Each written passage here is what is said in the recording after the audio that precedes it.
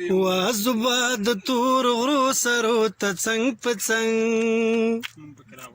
زوبه د تور غرو سرو ته څنګ په څنګ ستوري ګورګورې دي نیمې د تا نیمې زما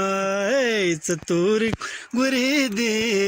نیمې داستا نیمې زما او زوبه د تور غرو سرو ته څنګ په څنګ ستوري ګورګورې دي نیمې داستا نیمې زما ستوري ګورګورې دي نیمې داستا نیمې زما او خدایه ګورګورې تورې مکې ستوري ګورګورې دي نیمې داستا نیمې زما او خدایه ګورګورې تورې مکې ستوري ګورګورې دي نیمې داستا نیمې زما جنکې سرې شونډې ورځي تورې راځي نه ستوري ګورګورې دي نیمې دتا نیمې زما ستوري ګورګورې دي نیمې داستا نیمې زما. قدرمنو لیدونکو دا د مامن درې سیمه ده کومه چې د سپینغر ولسوالۍ مربوط ته موږ سره خواږه ملګري صفت الله او همداړه ول عبید خان نصیر او حشمت الله. حشمت الله راته لږ راښکاره شه که ته مسافر یې بیا به ویل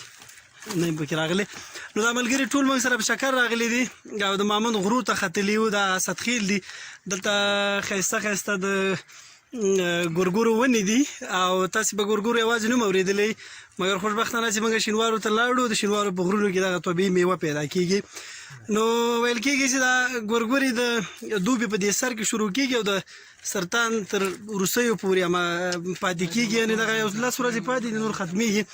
او دا د خدای فرزوینه ده چې دا یوه داسې میوه ده چې نه اوبو ته ضرورت لري نه ساتنې ده بس په غرونو کې داسې طبیعي کېږي او دا ښه دی چې موږ او تاسې وخوړه. نو که تاسې هم دغه میوې خوړلو ته زړه کېږي نو بس موږ سره په تماس کې شئ او تاسې کولی شو چې دلته راولو محمد ته او همدغه تېر راتلونکو 10 ورځو کې ځکه سرطان اخري پورې بیا دا خپله دوړېږي او د منځه ځي. نو ګورګوره خو ډېر شاعرانه نوم هم دی. ما شروع کې تاسې ته کومه سروکې ویل دا نغمې او منګل ډېر کلونه پخوا ویلی دی او نور هم خوښه چې ګورګورو ته راځئ که نه. نو تاسې لږ راوګورئ ټول راوګورئ کوم څوک څه وایي